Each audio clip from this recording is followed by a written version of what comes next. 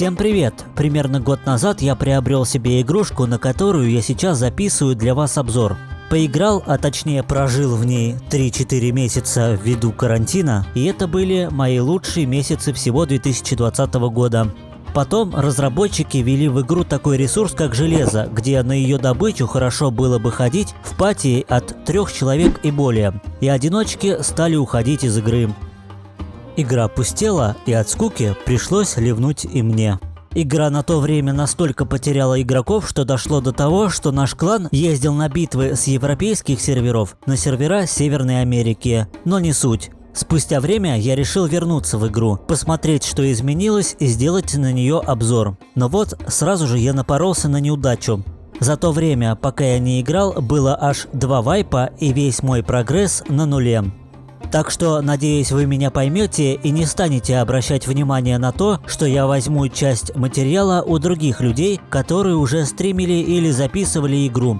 Ведь, чтобы показать все в обзоре, мне придется потратить уйму времени, чтобы прийти к тому прогрессу, на котором я остановился до вайпа. Короче, погнали!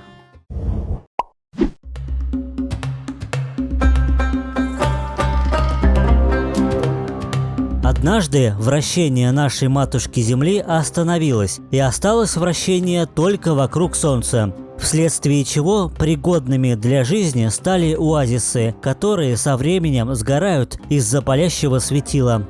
Выжившим людям пришлось стать кочевниками, и они вынуждены постоянно передвигаться на восток ко все новым и новым оазисам. В этом им помогают волкеры, или по-нашему ходуны. Ходуны – это конструкции из дерева и ветряными двигателями, или по-простому крыльями.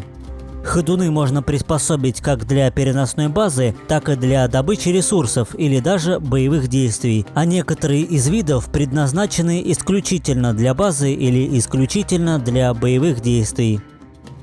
Игра представляет из себя PvP-ориентированную ММО-песочницу с элементами выживания. Вам вряд ли удастся накапливать и чахнуть над своими богатствами. Вас, скорее всего, захотят зарейдить другие игроки, чтобы заполучить ваши заработанные кровью и потом ресурсы.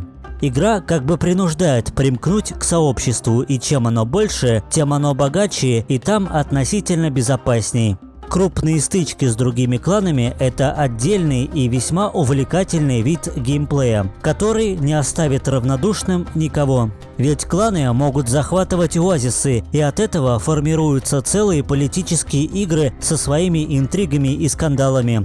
Народ в Дискорде мог часами обсуждать, кто кого предал, кто нарушил пакт о ненападении без всяких оснований, кто из союзников не пришел на помощь, а кто-то и вовсе раздумывал, кого бы предать, чтобы получить максимальную выгоду для собственного клана. Но если вы уверены в собственных силах, всегда можете заделаться грифером и в одиночку кошмарить целые кланы. У многих умельцев это успешно получалось. ПВЕ в игре сделано довольно скудно, и единственное, кого мы можем фармить в одиночку, это рупу. Рупу – это обезьяны, вооруженные палками и дубинами. Встречаются как обезьяны-одиночки, так и небольшие поселения. Боссы также присутствуют, но на них нужно охотиться на ходунах и с небольшой командой. И еще один немаловажный вид деятельности в игре – это крафт и добыча ресурсов. Крафт я бы даже отнес к самому важному аспекту игры, ведь без него у вас вряд ли получится кому-либо что-либо противопоставить. С самых первых минут игры этому как раз и обучают в отдельном оазисе для новичков, куда не сможет попасть никто, кроме тех, кто только-только создал своего персонажа. Оттуда есть выход, но нет входа. Крафт в Last Oasis сделан настолько продуманно, насколько это возможно. Вам предоставлено огромное древо технологий, которое включает в себя 5 разделов – витамины, снаряжение, изготовление, строительство и ходуны.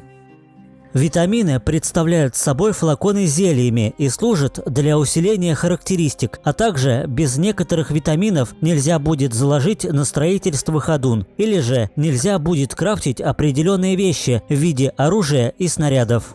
В древе снаряжения находятся инструменты, броня, оружие, фляги для воды и прочее, что относится к тому, что может носить персонаж. В изготовлении изучаются производственные станки и ресурсы, которые могут крафтить эти самые станки. Строительство в себя вмещает все, что связано с базой и ее защитой, и туда входят постройки, катапульты, дробовики, снаряды, сундуки и прочее.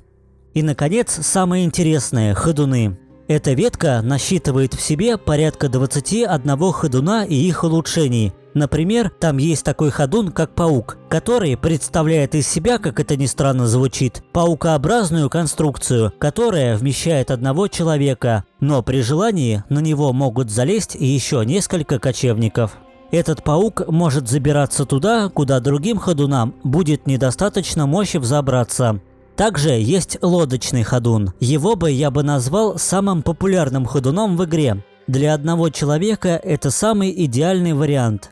Он может вместить в себя небольшую базу, и к тому же он достаточно быстр, чтобы попытаться уйти от боевого корабля, который на вас охотится. Также есть корабли, которые предназначены для перевозки небольших клановых баз, такие как Бабочка, Домус или Таскер. Еще имеются специальные ходуны, которые предназначены для защиты баз, или те, которые добывают воду с озер. И есть даже такой, который способен перевозить в себе несколько других волкеров, такой как панда-волкер. И не обойтись без боевых ходунов, таких как фалькон, буйвол или шершень. Практически для каждого из волкеров есть свои улучшения. К примеру, на буйвола можно выучить усиленные ноги, крылья и открыть апгрейд в железо, что позволит ему стать быстрее, жирнее и вместительнее по воде и снаряжению.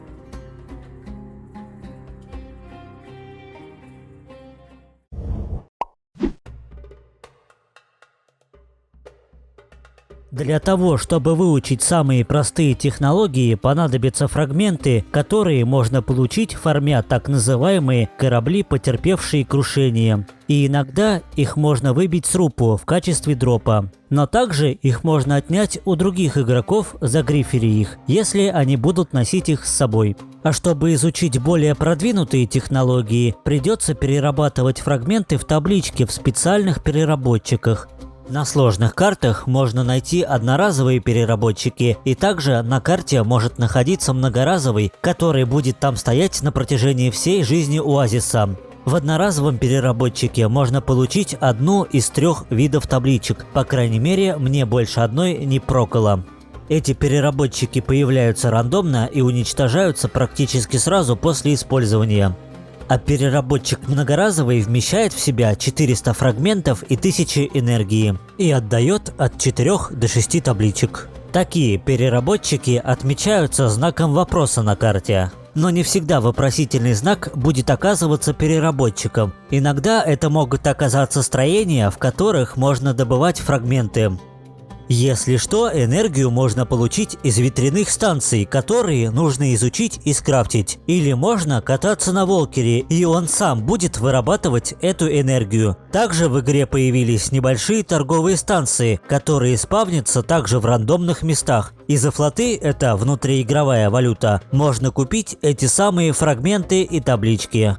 Флоты добываются также с убитых мобов и залутывания кораблей, потерпевших бедствие. Также из-за наличия больших торговых станций в оазисах, аналог аукциона, можно покупать или продавать ресурсы и шмотки за флоты, взаимодействуя с другими кочевниками. Таким образом, можно стать неплохим барыгой.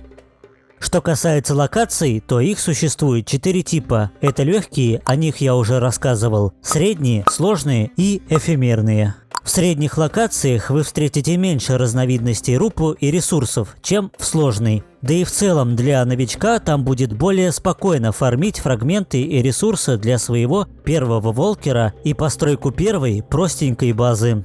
Сложных же локаций существует аж 4 вида. Первый представляет из себя лес посреди пустыни, второй практически полностью идентичен первому, за исключением, что во втором есть песчаные пути, которые идут посреди леса. В третьей локации люди фармят лаву и обсидиан, а также там летают птеродактили, из которых фармят перья. А четвертая локация напоминает смесь лавовой локации с локацией среднего тира. И, наконец, эфемерные локации – это локации, которые появляются всего на пару часов в рандомном месте на карте и включают в себя фарм редких ресурсов, таких как железо.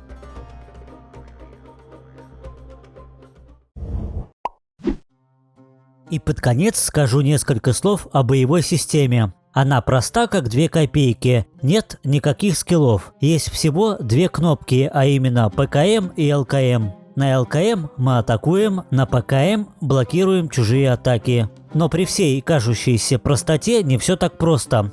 При должной сноровке можно научиться проводить фейк-атаки. Фейк-атаки – это когда противник замахивается, к примеру, с левой стороны, вы готовитесь блокировать его слева, и в последний момент ваш противник может изменить направление удара и, к примеру, ударить вас справа или сверху по голове.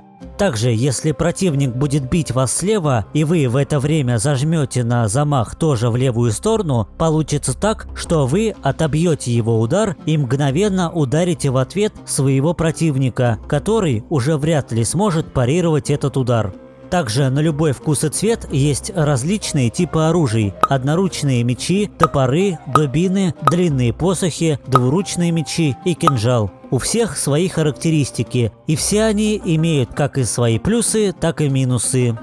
Те же одноручные мечи или кинжалы подойдут для битв в узких пространствах, типа базы или корабля. Двуручные оружия больше подойдут для битв на земле с противником, который превосходит или равен вам по численности. А если вас больше, многие предпочитают тактику 2 на 1. Один сзади, другой спереди с одноручными мечами.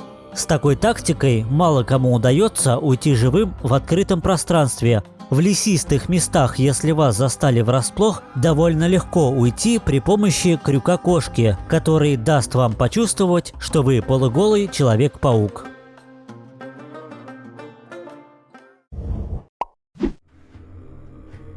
В итоге мы видим гениальный и в то же время провальный проект. Разработчики ну уж никак не хотят делать игру, щадящую одиночек или небольшие кланы из 5 человек. Здесь вы не можете, как в простой MMORPG, налить себе чаек или что-то покрепче, включить любимую музыку и расслабленно играть, пофармливая ресурсы. Во-первых, вам всегда нужно будет смотреть по сторонам. Во-вторых, всегда слушать. Не раз у меня случалось такое, когда я врубал себе на фон какой-нибудь видос на ютубе, и из-за этого враги меня заставали врасплох. А если играть в большом клане, то, как правило, нужно присутствовать в голосовом чате Дискорда. Ведь ситуация может измениться в любую минуту. И тихий и ненапряжный фарм какой-нибудь древесины сотого качества сменится на срочную мобилизацию. И плюс-минус по этой причине оценки игры в Стиме спустились до смешанных, и онлайн сильно просел. Некоторые любители фарма находят спасение на частных PvE-серверах, где нарушителей спокойствия обычно банят. Вот как раз там вы и сможете заниматься своим любимым накопительством добра и отстройкой базы своей мечты. А я же, если и продолжу дальше играть, то только на таких же приватных серверах. Если у того, кто посмотрел этот ролик, есть свой сервер, напишите его данные в комментариях, я с удовольствием на него загляну. Проекту Last Oasis долгих лет жизни и процветания, ведь задумка более чем годная. На этой позитивной ноте я хочу закончить. Спасибо тем, кто досмотрел ролик до конца. Можете отблагодарить меня лайком и подпиской, если вам понравилось. А мы увидимся в следующем ролике. Всем крепкого здоровья и удачи. Всем пока.